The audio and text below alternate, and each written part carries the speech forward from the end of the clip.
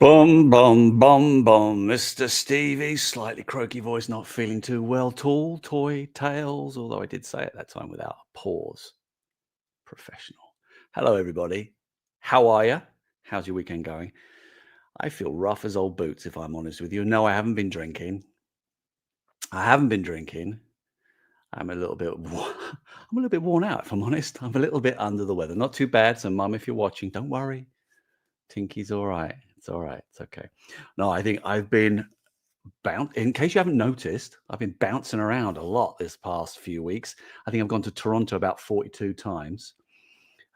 West Coast into Canada, bouncing around, Red 5, doing this, doing that, taking my girls to college, getting rid of those two. Getting rid of those two? That sounds awful. If you're watching, girls, I miss you. I really do miss you. Yeah, so it's starting to take a little bit of toll, but I got lots to do this week. And so I've got to survive a few more days before I can take my time off. Anyway, hello, everybody. Evening, a wee Scotch whiskey will help. Yeah, I did just go out and buy some whiskey, actually. Anyway, I can't talk about that. But hello, welcome to Mr. Stevie's Tall Toy Tales. This is a bit of I'm getting good at that. This is a bit of an impromptu one. I was sitting yesterday evening, feeling sorry for myself, thinking, how am I going to get through the next week? And in case you haven't noticed, there's a HasLab going on. Apologies if you are sick and tired of my HasLab posts. I know I've been ferocious with my content, with everything. I have a masochistic love for HasLabs, and I just love it. I love the tension. I love the ups and downs. I love everything about it. And I thought, you know what? Why am I've been talking to a lot of people when I've been at conventions about HasLabs and all that. And I said, why don't I just kind of gather it all and put it all in one place and talk about it for 20 minutes or so? So that's why I'm here. Excuse me if you can hear me slurping. I did this a little while ago and I got told off by somebody. So I said, sounds disgusting, stop it. But there you go. My throat's sore, so I'm going to do it. I'm getting lots of people coming in. Hey, Chris K, TVC Dad DeLorean, how are you doing? Let's show some. What are we saying here? Ovi Bankanobi. Hey, Steve, thank you for bringing the amazing HasLab platform to life. Huge thank you for your team for making it available in Europe since 2023. Yeah, sorry, couldn't be there from the beginning, but there we go. Who else we got? We got Scott in Michigan, Dr. Jones, all that jazz. Right. Anyway, I always get distracted by these things. So what I thought I'd do, I thought I'd talk about HasLabs, my own personal journey through HasLabs, what it means to me, what it stands for. I was there at the very beginning, at the inception, if you want to say like that. And I'm here now, feeling it hourly, minutely. I've certainly got a lot more gray hairs. You can see that. You'll notice I've got my little friend here. Oh, this is my 375 salute, everybody. Get used to hearing that. You're going to hear that a lot. Got Uncle Jesse, because I feel like I'm kind of like Uncle Jesse at the moment. Look at the state of me. I mean, I have hair. I'd like to think I'm more Pierce Brosnan than Uncle Jesse, but there we go. I'll take whatever I can. Gary Dickens, hello. Hello, how are you? Welcome aboard. Welcome aboard, Gary. You jumped in, Dr. Jones. Anyway, let's talk about HasLabs. I always get distracted. All right, I've got a presentation because that's kind of what I'm like. So why don't we talk about HasLabs? All right, so I got my HasLab, my dream HasLab there. You can see it behind me. This is the first HasLab. This was given to me when I left Star Wars. I was originally on the Star Wars team 10 years ago. Actually, 11 years ago, I started 2014. And I helped bring in the sequel trilogy, 7, 8, 9, Rogue One, Solo. We brought back TVC, which is on a hiatus. And we launched HasLabs. And this is one, and I've said it many times, this is one of my most proudest career moments, to sort of discover a new way of bringing products to fans. And that's what a HasLab is. HasLab is dream products. It's products that would normally struggle or find it difficult to navigate through the tapestry of regular retail. These are usually big boxes. They're usually maybe super premium. They may be obscure, where people don't kind of want to know, don't necessarily think they'll work at retail. And we thought, if we made the barge, because everyone was talking about the barge, how do we put it out there? So that's what a HasLab is. It really is dream products, and it can include updates. The BMF, and we've had Falcons, we've got new Falcons and things. I know a lot of people at the moment with gunships. Well, we've got a gunship, but my thoughts on how that's upgraded and all that kind of stuff. And it's a size, it's a premium, and it is a HasLab. So there we are. So let's dig into a little bit of what HasLabs are. So actually, before we go into HasLabs, can't remember my own cues. Just very quickly, different types of purchasing.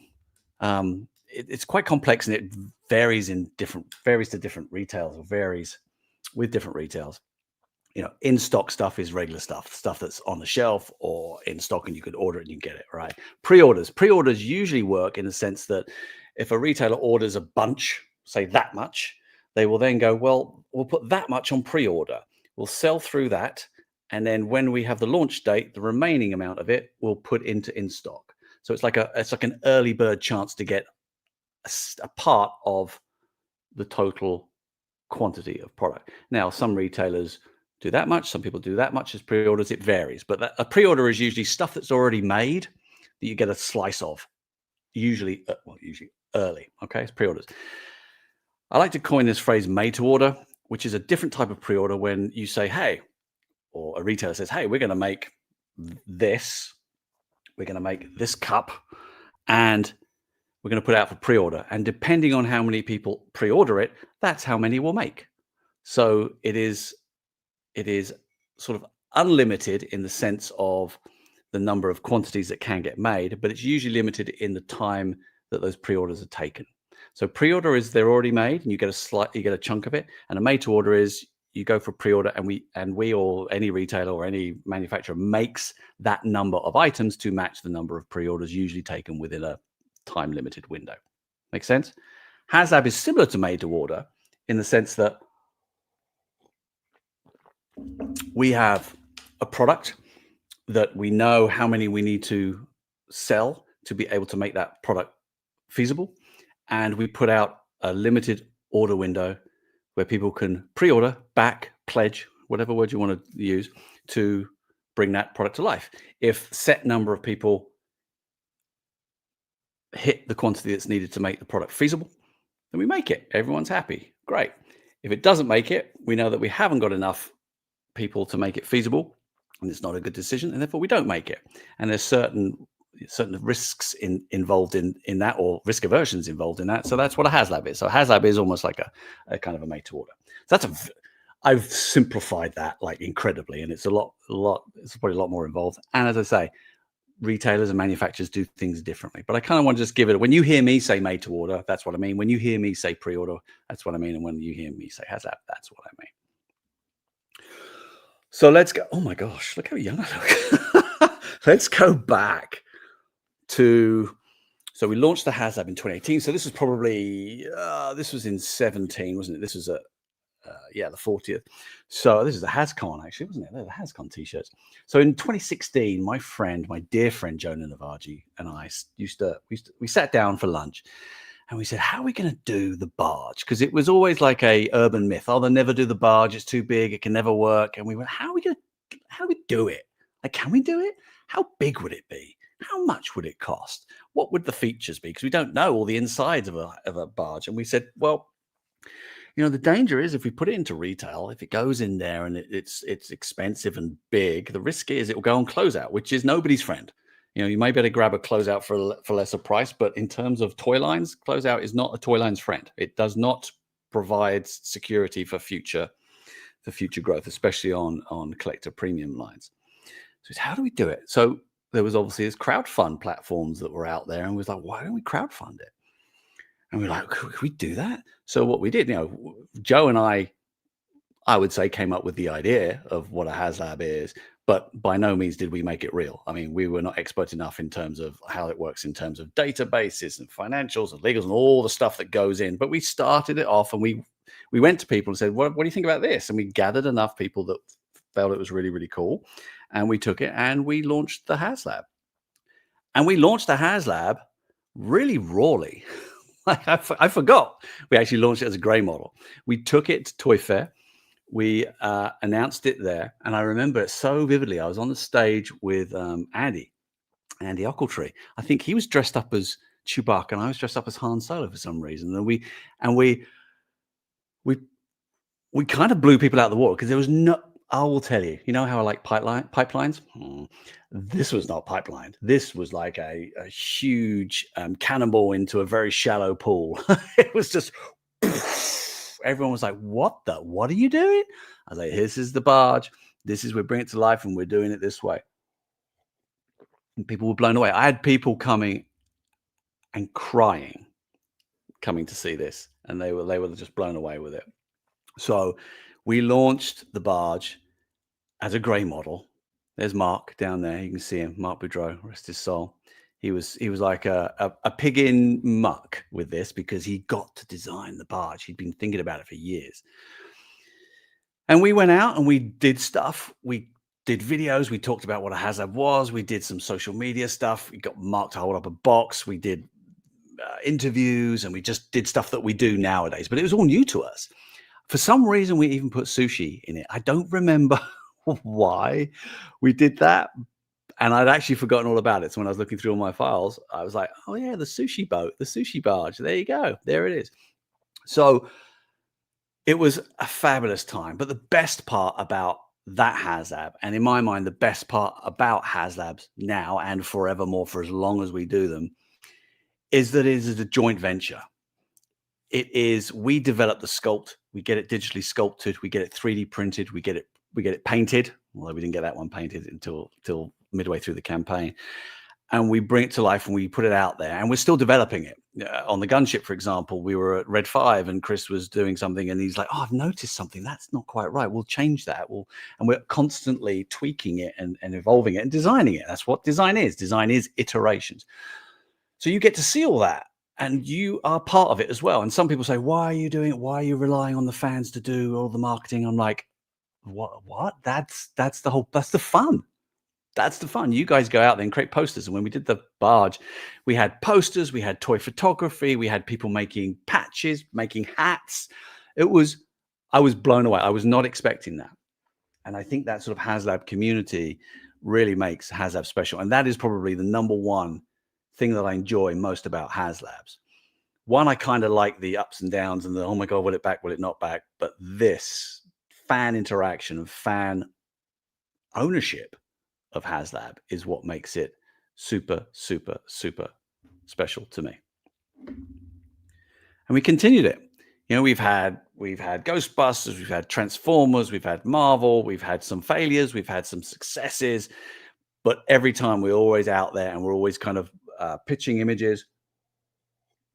I personally have great fun making up little strap lines. I'm a secret marketer at heart, I think, or advertiser. Joe Nanavaji used to work in advertising before he came into Hasbro, and I kind of want to be an advertiser. But anyway, get the ghost. We make up hashtags. We do crazy stuff. So when I came back to the team in the beginning of last year, was it last year? Have I been doing this a year already? Yeah, I think I have. I came back and I was like, hey, what are we doing for HasLabs? And it was the Cantina, which a lot of you are getting now, which is great. By the way, a lot of you have got it. And I know some of you are still waiting for your Cantina. Don't worry. There's been a little bit different way of doing it. What we used to do, we used to get it all into our warehouse and wait till everyone was in and send them all out on the vast majority. Now, as they come in, we push them out. So they come in batches. So they're coming out. So if you haven't got yours, don't worry. It is coming. It'll start being distributed. If you've got any problems or you need any reassurance, please feel free to give my friends up at Consumer Care at Hasbro Pulse a call, and they will reassure you, I'm sure. But don't worry. But it's coming. So when we saw the Cantina, I was like, that's cool. And you got all these other products as well with the Land Speeder and the Bantha and all these. And I was like, can we tell stories? Why don't we tell a story? You know, I really want to do a checklist poster. And let's use that as a story beat. So we invented up, that's good grammar. We invented this Return to Tatooine story where just so we could create a checklist poster, because I know we all love checklist posters. And it just kind of made sense. And it was like a nice little beat. Yeah, it's not hundreds and hundreds and hundreds of figures, but it's just a nice little poster. And it kind of takes us back to our nostalgic time when we looked on the back of packs or in the catalog, or we got goodness, we've got a poster in like Lookin or whatever we used to get. You Americans won't know what Lookin is, but the Brits will. And I thought, you know what, that's what I want to do. I want to do that. So we did that. So we're now telling stories using the HasLabs. Not all the time. I say not all the time. I think the HasLabs are usually at the centerpiece of each kind of story. The Cantina with this one, and obviously the gunship with our 2026 story, which we'll talk about in a minute. But it's just a really nice way of giving reason behind the HasLabs and trying to kind of create a story around it and deliver a certain amount of products around each of those HasLabs, because I know there's been certain frustrations about that previously. So this is a way of doing that. Will we deliver every single thing you want to see on this poster or on any poster? No, of course not. I very much doubt it. It's just so many different choices, so many different things. But we continue to strive to do our best on that. So the Cantina's coming. So we've got a giveaway time. I hope you're all ready. Are you all ready for giveaway? Because I have got, I've been opening. I got my sample, and I got my personal copies of the Tonica Sisters here, which I want to give away to one of you, because you know how I love a giveaway. So this is how we're going to do it. I am Dungeon Master, if that makes sense. So my decision is final. So I don't want any arguing. I will do it this way. What I'm going to say, I'm going to ask you a question, and you have to answer the question in the chat. This is going to be fun, I can just tell. The first person to write the correct answer, spelt correctly, will receive both of the Tonica Sisters I've just shown you, my own personal Tonica Sisters. I will ship them anywhere in the world. Please be local. All right. Are you ready? I've got to turn my page over. All right. Name the actress who played Senny Tonica.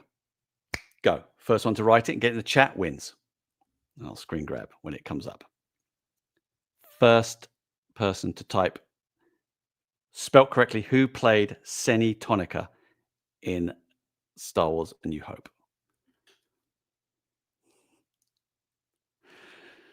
John Miko, you are the winner. In some ways, you shouldn't be allowed to enter.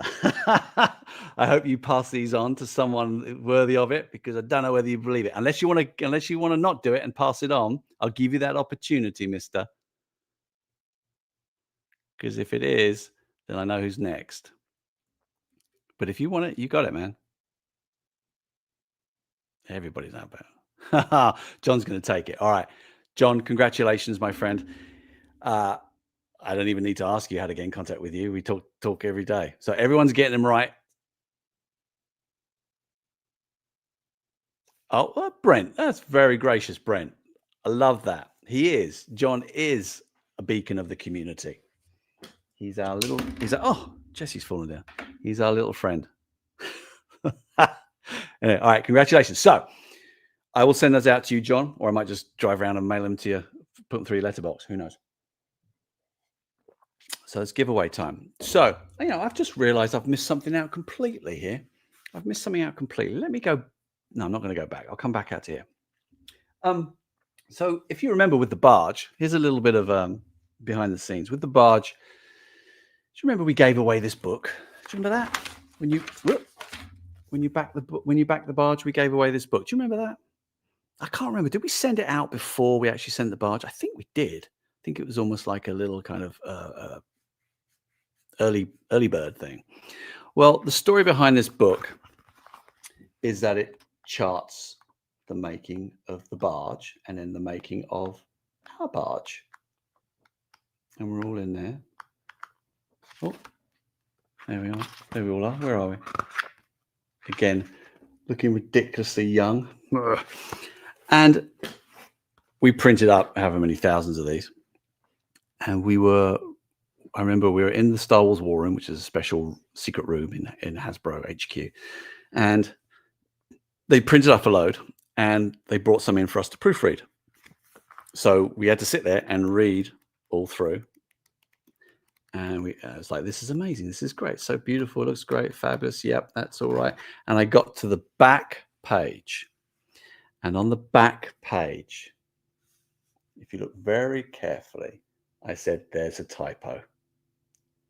I said, it says HasLab.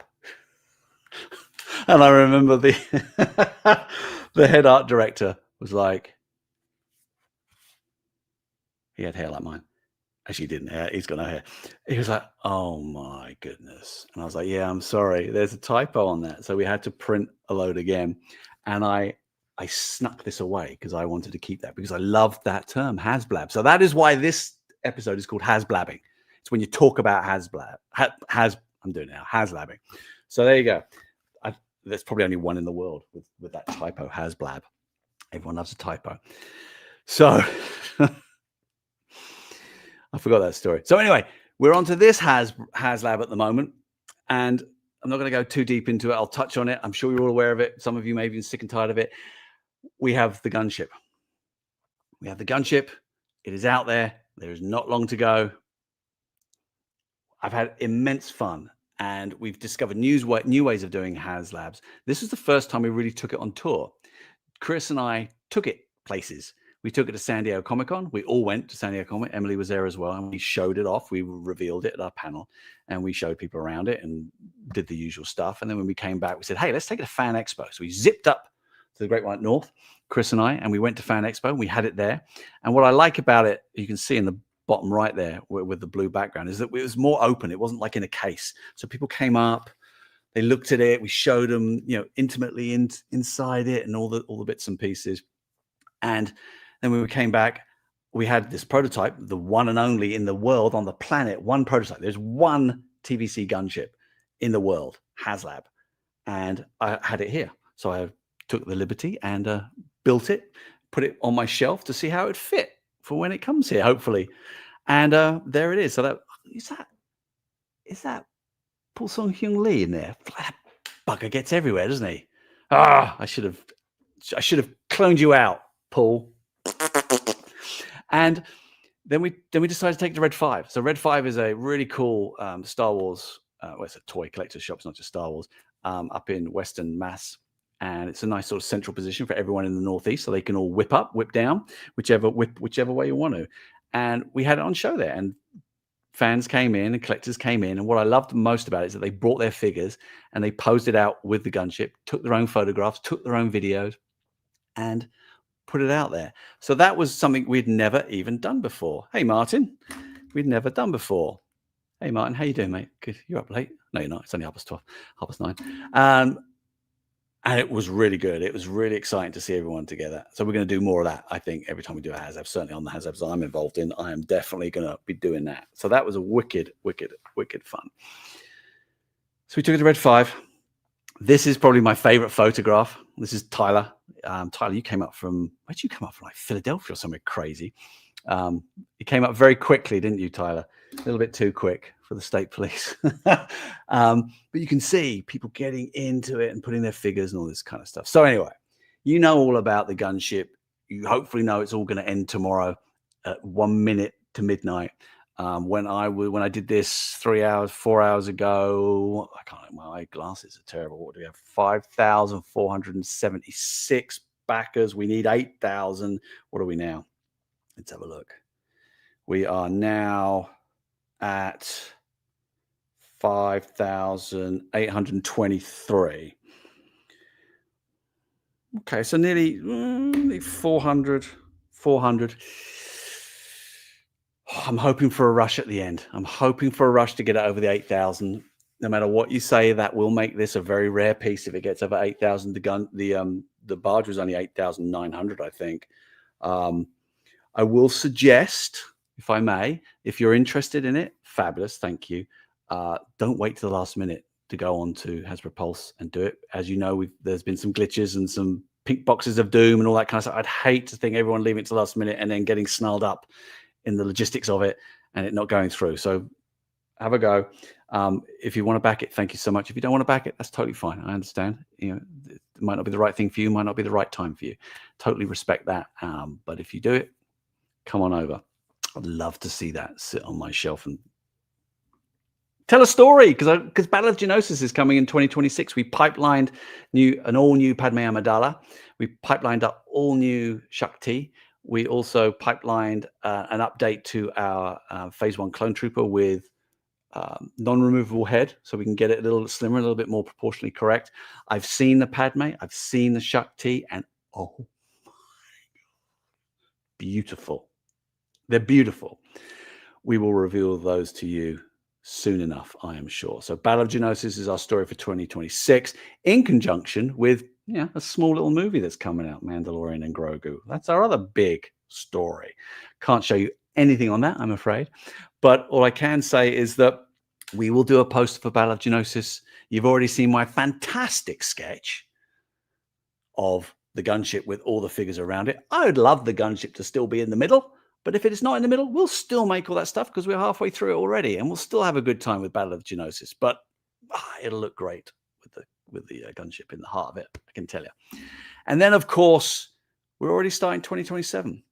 Certain somebody's birthday in 2027, isn't it? I am very excited. And if I can just give a personal point of view, and I won't get emotional. I've been crying too much on live streams, haven't I? When I sit as an old man, I'm going to get emotional. I have to look back at the 50th anniversary of a brand that is so important to me and be super proud. We're putting so much thought into what the 50th is and what it means. Every little touch we're doing, we're trying to make something meaningful and clever and emotionally connected. Will it be the biggest Hasbro Star Wars line in the world? Probably not. But I do promise one thing. We will put our heart and our soul into what we're delivering for you in 27. And the team are already doing it. We can't deliver everything you always want. It's just not the way it works. And I don't think it ever has been, really. But the 50th means a lot to me, and I know it means a lot to you. And I cannot wait to start being able to show you what we've got planned, which is not now. Whew, so there we are. So that is my HasLab story. I was there at the beginning, and I'm there, and I'm here now, and we're working with the team to evolve it, to tell stories, to get it into your hands, to get people engaged, to support you in creating your own campaigns.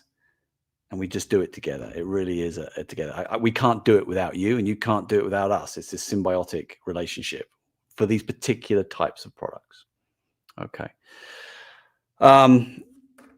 Let me go into the chat because I can see it pinging away. What have we got? Thank you so much, James. Really appreciate you doing that. Brian. Yeah. Brian. I wish I could tell you. Back it. So, and just because I have another brand that I love, we are Venom. I know we all are, aren't we? Anyway, I think that's about it. How long was that? I said it'd be about half an hour. That's good. I told my wife I'd be half an hour before I have to go upstairs and start prepping the dinner for we're having roast pork and baked potatoes and salad. Relatively healthy. You know what I mean? Anything else? All right. Well, that's it. Back the lat. Get the gunship. Make it a reality. If you can, if you're able, if it's safe to. It sounds dramatic, but you know what I mean. All right. That's all I got. I look forward to all the live streams that are going out tomorrow night. I know the SWTVC are doing it. I know Victoria's doing some. I'm going to miss someone. John Miko and the Facebook group are doing one as well. I think Chris is jumping on one of those. I am going to be watching here and probably pounding my Instagram, my stories, my threads, and the Reddits with updates and things like that. So we'll see how we go. And as Ron says, cheers. All right, you lot. Back the lat, bugger off.